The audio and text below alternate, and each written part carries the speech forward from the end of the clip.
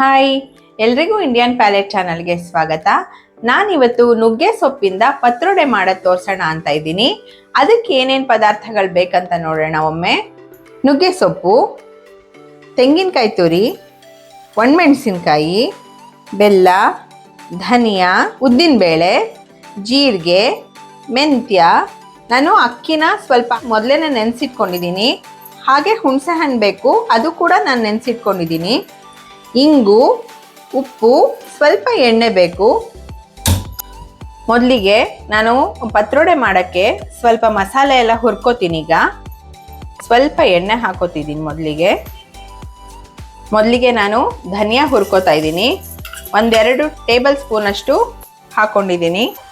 Medium ಫ್ಲೇಮಲ್ಲೇ ಹುರ್ಕೋತಾ ಇದ್ದೀನಿ ನಾನೀಗ. ಉದ್ದಿನಬೇಳೆ ಹಾಕೋತಾ ಇದ್ದೀನಿ. ಇದು ಕೂಡ 1-2 ಟೇಬಲ್ ಸ್ಪೂನಷ್ಟು ಹಾಕೋತಾ ಇದ್ದೀನಿ.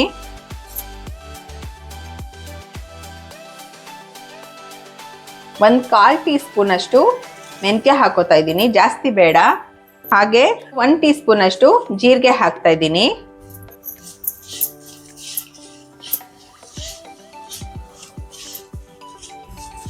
ಇವಾಗ ನಾನು ಉದ್ದಿನಬೇಳೆ, ಮೆಂತ್ಯ, ಧನಿಯಾ, ಜೀರಿಗೆ ಎಲ್ಲ ಹಾಕಿದ್ದೀನಲ್ಲ, ನೋಡಿ ಘಮ್ ಅಂತ ಪರಿಮಳ ಬರಬೇಕು, ಅಲ್ಲಿ ತನಕ ಹುರ್ಕೊಳ್ತಾ ಇದ್ದೀನಿ. ಈಗ ನಾನೀಗ ಒಣಮೆಣಸಿನ್ಕಾಯಿ ಹಾಕೋತಿದ್ದೀನಿ. ಒಂದು 8-10 ನಾನು ಬ್ಯಾಡಗಿ ಮೆಣಸು ತೊಗೊಂಡಿದ್ದೀನಿ. ಬೇಕಾದರೆ ಸ್ವಲ್ಪ ಖಾರ ಬೇಕು ಅಂದರೆ ಗುಂಟೂರು ಮೆಣಸಿನ್ಕಾಯಿ ಕೂಡ 1-2 ಹಾಕೋಬೋದು. ಇದನ್ನು ಸ್ವಲ್ಪ ಕಮ್ಮಿ ಮಾಡಿಕೊಂಡು ಇವಾಗ ಹುರ್ಕೊಂಡಿದ್ದೆಲ್ಲ ಆಗಿದೆ. ನಾನೀಗ ಸ್ಟವ್ ಆಫ್ ಮಾಡ್ತಾ ಇದ್ದೀನಿ. ಇದು ತಣ್ಣಗಾದ್ಮೇಲೆ ನಾನು ರುಬ್ಕೋತೀನಿ. ಇವಾಗ ಹುರಿದಿದ್ನಲ್ಲ ನೋಡಿ, ತಣ್ಣಗಾಗಿದೆ ಎಲ್ಲ. ನಾನು ಮಿಕ್ಸಿ ಜಾರ್ಗೆ ಹಾಕೋತಾ ಇದ್ದೀನಿ.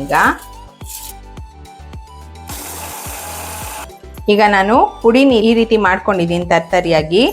ಈಗ ನೆಕ್ಸ್ಟು ಅಕ್ಕಿ ನೆನೆಸಿಟ್ಕೊಂಡಿದ್ನಲ್ಲ, ಒಂದು 3-4 ಸ್ಪೂನಷ್ಟು ಅಕ್ಕಿ ನೆನೆಸಿಟ್ಟಿದ್ದೆ. ಒಂದು ಅರ್ಧ-ಮುಕ್ಕಾಲು ಗಂಟೆನೇ ನಾನು ಮುಂಚೆನೇ ನೆನೆಸಿಟ್ಟಿದ್ದೀನಿ, ಅದು ಹಾಕೋತಾ ಇದ್ದೀನಿ. ಹಾಗೆ ಹಸಿ ಕೊಬ್ಬರಿ ಇಟ್ಕೊಂಡಿದ್ದೆ ನೋಡಿ, ಅದು ಕೂಡ ಹಾಕೋತಾ ಇದ್ದೀನಿ. ಬೆಲ್ಲನೂ ನಾನು ಇವಾಗಲೇ ಹಾಕೊಂಡ್ಬಿಡ್ತಾ ಇದ್ದೀನಿ. ಹುಣಸೆ ಹಣ್ಣು ರಸ ನಾನು ತೆಗೆದಿಟ್ಕೊಂಡಿದ್ದೆ, ಇದನ್ನು ಕೂಡ ಹಾಕೋತಾ ಇದ್ದೀನಿ. ಸ್ವಲ್ಪ ಅರಿಶಿನ ಹಾಕೋತಾ ಇದ್ದೀನಿ. ಸ್ವಲ್ಪ ನೀರು ಹಾಕ್ಕೊಂಡು ಇದನ್ನು ನುಣ್ಣಗೆ ರುಬ್ಕೋಬೇಕು. ನೋಡಿ ಇವಾಗ ಈ ರೀತಿ ನುಣ್ಣಗಾಗಿರಬೇಕು ರುಬ್ಕೊಂಡಿರೋದು. ಇವಾಗ ನಾನು ನುಗ್ಗೆ ಸೊಪ್ಪು ಇಟ್ಕೊಂಡಿದ್ದೀನಲ್ಲ, ಇದನ್ನ ಹಾಕೋತೀನಿ. ನಾನಿಲ್ಲಿ ಒಂದು ದೊಡ್ಡ ಕಟ್ಟಷ್ಟು ನುಗ್ಗೆ ಸೊಪ್ಪು ತೊಗೊಂಡಿದ್ದೆ. ಸೊಪ್ಪು ತುಂಬ ಎಳೆಯದಾಗಿದೆ ನೋಡಿ, ತುಂಬ ಚೆನ್ನಾಗಿದೆ. ಇವಾಗ ನಾನು ಇದಕ್ಕೆ ರುಬ್ಕೊಂಡಿದ್ನಲ್ಲ ಮಸಾಲ ಹಾಕೋತಾ ಇದ್ದೀನಿ.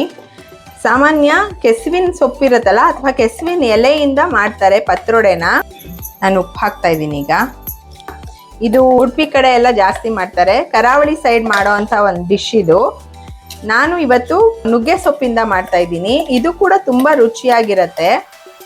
ನಾನಿಲ್ಲಿ ಎಲ್ಲ ಅಳತೆಗೆ ತಕ್ಕಷ್ಟು ಹಾಕ್ಕೊಂಡಿದ್ದೀನಿ. ಒಂದು ಅಂದಾಜಲ್ಲೇ ನಾನು ಹಾಕ್ಕೊಂಡಿರೋದಾದರೆ, ಒಂದು ದೊಡ್ಡ ಕಟ್ಟು ಸೊಪ್ಪಿಗೆ ನಾನು 1 ಬಟ್ಲಷ್ಟು ತೆಂಗಿನಕಾಯಿ ತುರಿ, ಒಂದು 3-4 ಸ್ಪೂನ್ ಅಕ್ಕಿ, 2 ಸ್ಪೂನ್ ಧನಿಯಾ, 1 ಸ್ಪೂನ್ ಜೀರಿಗೆ, 1/4 ಟೀ ಸ್ಪೂನಷ್ಟು ಮೆಂತ್ಯ, ಒಂದು ನಿಂಬೆಹಣ್ಣು ಗಾತ್ರದಷ್ಟು ಹುಣಸೆ ಹಣ್ಣು, ಹಾಗೆ 1-2-3 ಸ್ಪೂನಷ್ಟು ಬೆಲ್ಲ ಎಲ್ಲ ಹಾಕ್ಕೊಂಡು ರುಬ್ಕೊಂಡು ಇವಾಗ ಈ ರೀತಿ ಕಲಸಿಟ್ಕೊಂಡಿದ್ದೀನಿ. ನೋಡಿ ನಾನು ಇವಾಗ ರುಬ್ಕೊಂಡು ಕಲಸಿಟ್ಟಿದ್ದೀನಲ್ಲ ನೋಡಿ, ಎಲ್ಲ ಕರೆಕ್ಟಾಗಿ ಹೊಂದ್ಕೊಂಡಿದೆ ನೀಟಾಗಿ. ಇದನ್ನು ಇವಾಗ ಸ್ಟೀಮ್ ಮಾಡ್ಕೊಳ್ಳೋಣ.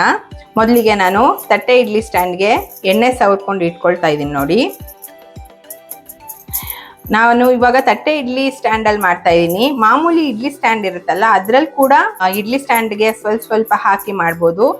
ಇಲ್ಲ ಅಂದರೆ ಬಾಳೆ ಎಲೆ ಇರುತ್ತಲ್ಲ, ಅದ್ರಲ್ಲಿ ಕೂಡ ಸ್ವಲ್ಪ ಬಿಸಿ ಮಾಡ್ಕೊಂಡು ಬಾಳೆ ಎಲೆನ ಎಣ್ಣೆ ಹಚ್ಕೊಂಡು ಸಾಫ್ಟ್ ಆಗತ್ತಲ್ಲ ಎಲೆ, ಆವಾಗ ಅದರಲ್ಲಿ ಇದೇ ಥರ ಹಾಕ್ಕೊಂಡು ಮಡಿಸ್ಬಿಟ್ಟು ಇಡ್ಲಿ ಸ್ಟ್ಯಾಂಡ್ ಇರುತ್ತಲ್ಲ ಅದರಲ್ಲಿ ನಾವು ಆವಿಲ್ ಬೇಯಿಸ್ಕೋಬೋದು. ನಾನಿವಾಗ ನೋಡಿ ಈ ರೀತಿ ಹಾಕ್ಕೊಂಡಿದ್ದೀನಿ. ಇದೇ ರೀತಿ ಎಲ್ಲ ಪ್ಲೇಟ್ಗಳಿಗೂ ನಾನು ಹಾಕೋತೀನಿ.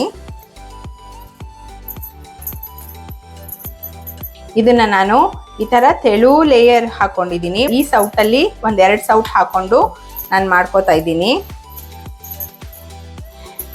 ಕೆಸುವಿನ ಎಲೆ ಆದರೆ ನೀಟಾಗಿ ಇದನ್ನೆಲ್ಲ ಮಸಾಲ ಎಲ್ಲ ಸವರಿ ರೋಲ್ ಮಾಡಿ ಮಾಡ್ತಾರಲ್ಲ, ನಾನಿಲ್ಲಿ ಈ ರೀತಿ ಮಾಡ್ತಾ ಇದ್ದೀನಿ. ನನಗೆ ಕೆಸುವಿನ ಎಲೆಯಲ್ಲಿ ಹಾಗೆ ಇವತ್ತು ನಾನು ಮಾಡ್ತಾ ಇದ್ದೀನಲ್ಲ ನುಗ್ಗೆ ಸೊಪ್ಪಿಂದು, ಇದು ಎರಡು ಗೊತ್ತು. ನಿಮ್ಮ ಮನೆಗಳಲ್ಲಿ ಯಾವ ರೀತಿ ಪತ್ರೊಡೆ ಮಾಡ್ತೀರಾ, ಬೇರೆ ಸೊಪ್ಪಿಂದನೂ ಮಾಡಬಹುದಾ ನನಗೆ ಗೊತ್ತಿಲ್ಲ. ನಿಮ್ಗೇನಾದರೂ ಗೊತ್ತಿದ್ರೆ ಪ್ಲೀಸ್ ನನಗೆ ಕಮೆಂಟ್ ಮೂಲಕ ತಿಳಿಸಿ. ನೋಡಿ, ಇವಾಗ ಎಲ್ಲನೂ ನಾನು ತಟ್ಟೆ ಸ್ಟ್ಯಾಂಡಿಗೆ ಹಾಕಿ ಇಟ್ಕೊಂಡಿದ್ದೀನಿ. ಇವಾಗ ನಾನು ಕುಕ್ಕರಲ್ಲಿ ಇಡ್ತಾ ಇದ್ದೀನಿ. ಇದು ಒಂದು 10 ರಿಂದ 12 ನಿಮಿಷ ಬೇಯಬೇಕಾಗತ್ತೆ.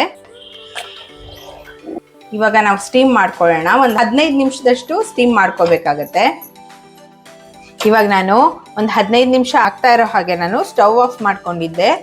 ಇವಾಗ ನೋಡೋಣ ಹೇಗಾಗಿದೆ ಅಂತ.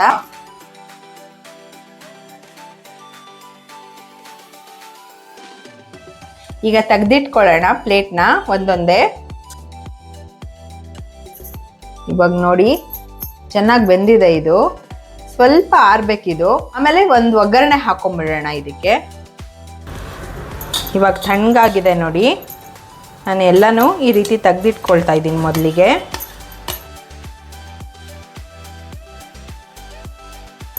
ಇವಾಗ ನೋಡಿ ತಣ್ಣಗಾಗಿದೆಯಲ್ಲ, ಈ ರೀತಿ ನಾನು ಸ್ವಲ್ಪ ಪುಡಿ ಮಾಡ್ಕೋತಾ ಇದ್ದೀನಿ.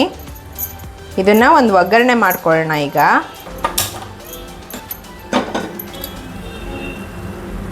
ಇವಾಗ ನಾನು ಪತ್ರೊಡೆಗೆ ಒಗ್ಗರಣೆ ಮಾಡ್ತಾ ಇದ್ದೀನಿ. ಸ್ವಲ್ಪ ಎಣ್ಣೆ ಹಾಕೋತಾ ಇದ್ದೀನಿ. ನಾನು ಇಲ್ಲಿ ರಿಫೈನ್ಡ್ ಆಯಿಲ್ ಹಾಕೋತಾ ಇದ್ದೀನಿ. ಇದೇ ಜಾಗದಲ್ಲಿ ಬೇಕಾದ್ರೆ ಕೊಬ್ಬರಿ ಎಣ್ಣೆ ಕೂಡ ಹಾಕ್ಕೊಂಡು ಒಗ್ಗರಣೆ ಮಾಡ್ಬೋದು. ಈಗ ನಾನು ಸಾಸಿವೆ ಹಾಕೋತಾ ಇದ್ದೀನಿ ಒಗ್ಗರಣೆಗೆ.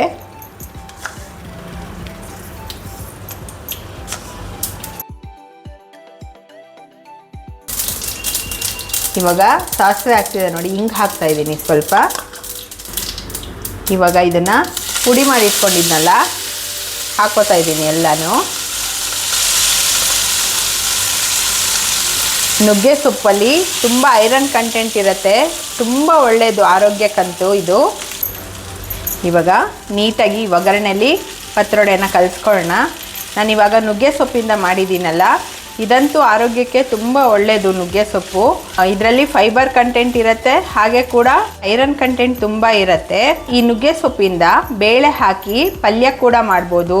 ಕೆಲವರು ಬೋಂಡಕ್ಕೆ ಕೂಡ ಇದನ್ನು ಸ್ವಲ್ಪ ಸೊಪ್ಪನ್ನ, ಇವಾಗ ಕೊತ್ತಂಬರಿ ಸೊಪ್ಪು ಹೇಗೆ ಹಾಕ್ತೀವಲ್ಲ ಅದೇ ರೀತಿ ಹಾಕ್ತಾರೆ. ನಾನಿವಾಗ ಮಾಡಿದ್ದೀನಲ್ಲ ಪತ್ರೊಡೆ ಥರ, ಈ ರೀತಿನೂ ಮಾಡ್ಬೋದು. ನಾನು ಒಗ್ಗರಣೆಗೆ ಕಡಲೆಬೇಳೆ ಉದ್ದಿನಬೇಳೆ ಏನೂ ಹಾಕಿಲ್ಲ. ಬೇಕಾದರೆ ಕಡಲೆಬೇಳೆ ಉದ್ದಿನಬೇಳೆ ಒಂದೇ ಒಂದು ಒಣಮೆಣಸಿನ್ಕಾಯಿ ಮುರಿದು ಕೂಡ ಹಾಕೋಬೋದು.